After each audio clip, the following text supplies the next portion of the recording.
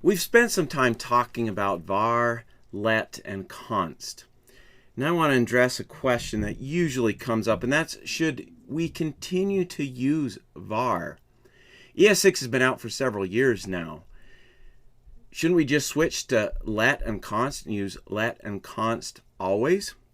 And perhaps a bigger question, do we even need to learn about var? Do we need to learn about the difference with var and how it is hoisted? Are those things important? Well, the simple answer is yes, they are important. And the main reason is var hasn't gone anywhere. It hasn't been removed from the language. It's still there. It's going to be used, and it is used. In fact, I just recently worked on a project, consulting project, for an organization that they weren't using anything after ES6, and so var was everywhere. That's all I could use. They didn't want us using anything but that. So it's important to understand it because it's still part of the language. Now, going forward, you're going to mainly see me using const and let. And that may be a pattern that you choose. That's a good pattern. Most JavaScript developers, when they can, now use const and let. And I just want to mention just a little bit about when I use those two. Usually when I declare a function, I use const. Basically, I want to communicate that I don't want this overwritten.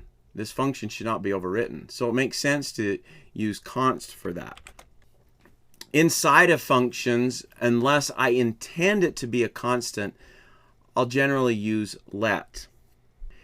If it's something that I don't want overwritten, once again, I'll use const. However, there are times where I feel like even something that I don't want overwritten, I'll use let in the case of an object or an array, because I think const communicates the wrong thing. Now, that's just me personally.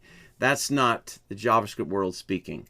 And I know a lot of people use const for those things. I just think it communicates the wrong thing because technically you can mutate it. You can change it. And so I don't think of it as a constant. So generally when I'm using block scoping, I'll use let unless I want that to be a constant. Now, one more thing I want to mention about var.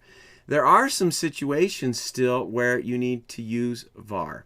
For example, when we talk about the traditional module pattern later in the course, there's one situation, one unique situation where var is needed in order for it to work properly.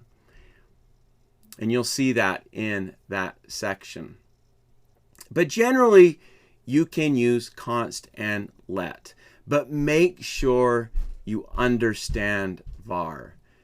Don't just forget about it. All right, let's move on.